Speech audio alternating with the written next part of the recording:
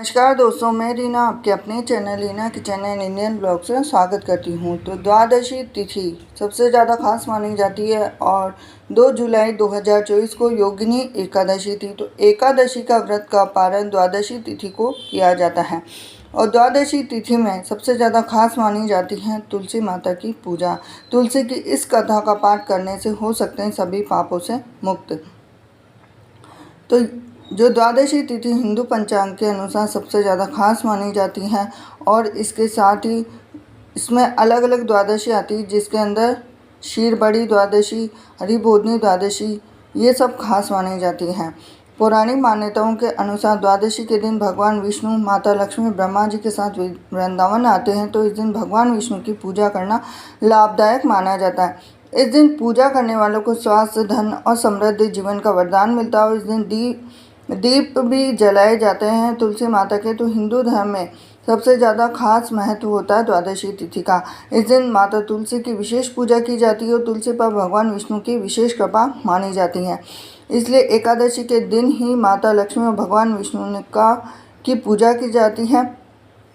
इससे संबंधित कथा इस प्रकार है कि धर्मराज युधिष्ठिर जब अपना राजपाट छोड़कर वन में रह रहे थे, तब उनकी मुलाकात व्यास जी से हुई।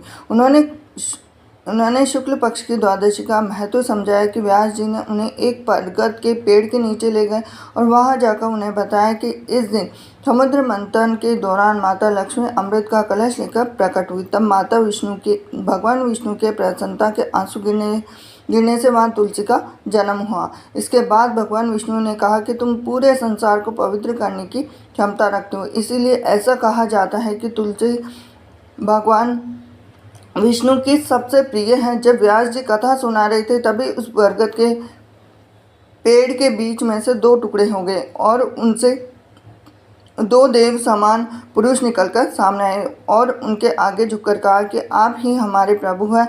और उनमें से एक पुरुष ने बताया कि वो देवलोक से हैं।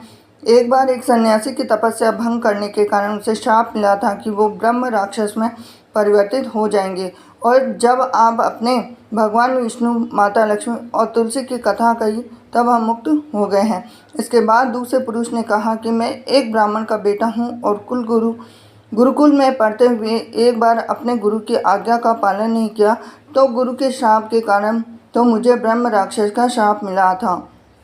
आज माता तुलसी की कथा सुनने के बाद हम मुक्त हो गए हैं। इसके बाद वो दोनों ही पुरुष शुक्रिया बोलकर उस जगह से चले जाते हैं। इसके बाद व्यास जी अपनी कथा पूरी करते हुए कहते हैं कि जो भी इस कथा को सुनता है वो अपने सभी पापों से मुक्त हो जाता है और इस द्वादशी के दिन व्रत करने वाला और कथा को कहने वाले को सभी प्रकार के दुखों और कष्टों से छुटकारा मिल जाता है।